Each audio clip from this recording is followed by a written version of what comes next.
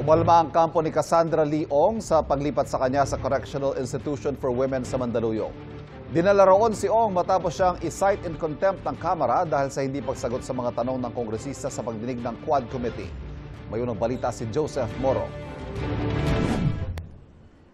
Inilipat si Cassandra Leong, isa sa mga iniuugnay sa Pogo, sa Correctional Institution for Women sa Mandaluyong, pasilidad kung saan karaniwang ikinukulong ang mga babaeng nasentensyahan sa kasong kriminal. Si Ong ipinakulong hindi dahil sentensyado ng korte, You are cited in contempt? kundi dahil sa contempt citation ng Kamara matapos hindi umuno sagutin ng ilang tanong ng mga kongresista tungkol sa kanyang sinasabing kaugnayan sa Pogo. They cannot impose upon the facilities belonging to the executive branch. And CIW is under the Bucor, which is in turn under the DOJ, an executive facility.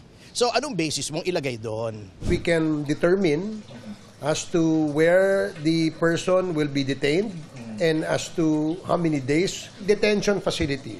Pwedeng sa house, pwedeng sa city jail, pwede rin sa other correction facilities. Attorney Harry Roque in contempt is now approved. Ang isa ring ipinapaaresto ng Kongreso dahil sa contempt si dating presidential spokesperson Harry Roque na ilang ulit na hindi sumipot sa pagdinig ng House Quad Committee sa investigasyon nito tungkol sa Pogo. Sa pagdulog ng kanyang kampo sa Korte Suprema para pigilan ng arrest order, tinawag nitong grave abuse of discretion ang ginagawa ng House Quad Committee at kinakamkam daw nito ang kapangyarihan na para lamang sa ehekutibo at hudikatura. Hanggang saan nga ba ang kapangyarihan ng Kongreso, ibig sabihin ng Senado at ng Kamara, sa kanilang mga pagdinig in aid of legislation o sa kanilang paggawa ng mga panukalang batas? Maaari nga ba sila maglabas ng mga arrest warrant at magpakulong sa kahit mga ordinaryong kulungan? Ayon sa dating presidente ng Integrated Bar of the Philippines o IBP na si Atty. Domingo Cayosa, nasa konstitusyon ang kapangyarihan ng Kongreso na magsagawa ng inquiries in aid of legislation. Wala sa titik ng konstitusyon ang kapangyarihan magpa-contempt at maglabas ng mga arrest warrant, pero the contempt power is inherent in that power to hear. Because that also includes the power to subpoena. okay. And also the power to order and arrest if you don't obey the subpoena. Kasi nga naman, kahit may power ka and authority to hear or investigate, kung wala ka naman poder na patawagan sila or kahit useless din, di ba? May sariling rules ang Senado at Kamara kung paano gagamitin ang mga kapangyarihang ito. They said that. Okay. Not the witness, not the Supreme Court. The same way that Congress cannot pass a law saying ito dapat ang procedure sa judiciary. Sa rules ng Kamara, dapat aprobado ng 2/3 ng mga miyembro ng komite ang contempt order at i-detain ng hindi lalampas ng 10 araw sa isang lugar na itinalaga ng chairperson ng komite. Nasa rules nga na pwede magtalaga ang Kongreso ng pagkukulungan tulad sa koreksyonal. Puno na kami rito. Pangalawa, we feel that she's probably going to cooperate, no? If she will be isolated.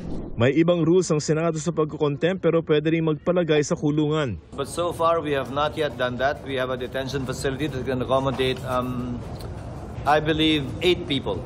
And expandable to another 8 again, should the need arise. Yeah, they can. For example, puno na yung kanilang detention center dyan sa Kongreso o sa Senado. They can. O kaya they feel mas safe siya doon. Kasi detention prisoner nila yan. The legislative branch can coordinate with the executive. If the executive accommodates the request, there's nothing wrong with that. Okay. It's not the prisoner who will choose. You should put me here. Pero hanggang kailan pwedeng ipakulong ang isang resource person? Idinulugyan noong 2018 sa Korte Suprema ng isang fratman na pinakontempt ng Senado matapos tumangging sagutin kung presidente siya ng frat. Sabi ng Korte Suprema, epektibo lamang ang mga contempt order hanggat hindi pa tapos ang pagdinig. Ituturing niyang tapos kung may committee report o kung tapos na ang termino ng Kamara o Senado. The contempt power is just a mechanism not to punish because hindi ka naman akusado, hindi ka naman convicted, but to enforce or encourage cooperation. Kung wala ka namang tinatago at willing ka namang magsabi ng totoo, wala kang masyadong problem. Hindi ka in those exceptional circumstances na grave abuse of discretion na. O kaya nayuyurakan na ng malinaw ang iyong karapatan sa ating konstitusyon, nandiyan naman ang Supreme Court. Pagtatanggol ng parehong Senado at Kamara, hindi nila inaabuso ang contempt powers nila. Ito ang unang balita. Joseph Morong para sa GMA Integrated News.